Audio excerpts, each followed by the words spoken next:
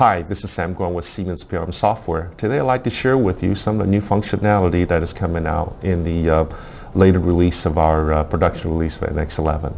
In this case, I have a particular tail sections of aircraft. I see that I have two major subassembly that exists.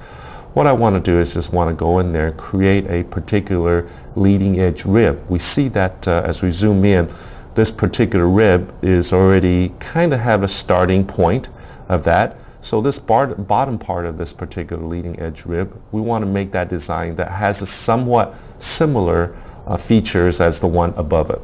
So in this case, as we see that we start that with the kind of a rectangular plate. So now I want to go ahead and just kind of drill down into the more of a detailed design of this particular geometry. So we see that we want to go ahead and link some of those information so we can use that in our design. We want to kind of grab onto the face of another geometry on the back end of that rib. So we want to grab onto the sidewall of that as well. So once that information is captured, I can go ahead and go into my detailed design and then just utilize my advanced flange and just create that flange.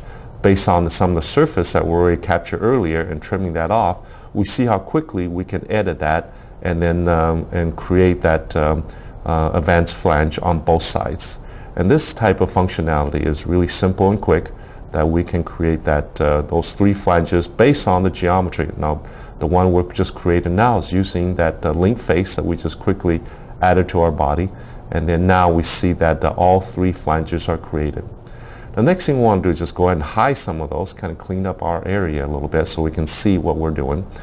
What we want to do next is that we want to create a kind of a joggle. In this case, that the sidewall of that spar that we want to have this rib mounted to, we want to create that joggle from that advanced flange. So we'll go ahead and select some of the requirement and then just reverse the vector, and when we see that we could have this kind of advanced joggle that is created into our the rib section on the tail end of that. And then once that is done, we can just get that more of a proper information. In this case, we know what is the distance, what that joggle needs to be, put that information in, and that is quickly created that joggle for me on the tail end of that. Likewise, we can do that on the other side as well. We could either do a mirror feature, in this case, might as well just create another joggle on the other side. So once that is done, and see how quickly we have created that that information of those flanges using the wavelength geometry. The next thing we want to do is we want to create what's called lightning holes.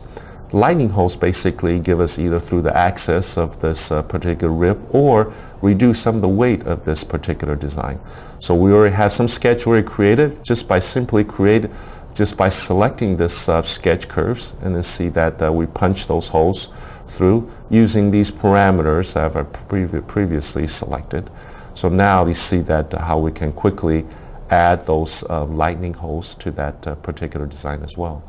The next thing what we want to do is just bring that back in the context of the assembly, and then we see that we have utilized the aerospace flange and then the joggles and the lightning holes to create this particular leading edge rib on the tail end of this aircraft. And that's how quickly we can get that done. And this concludes our demonstration. Thank you.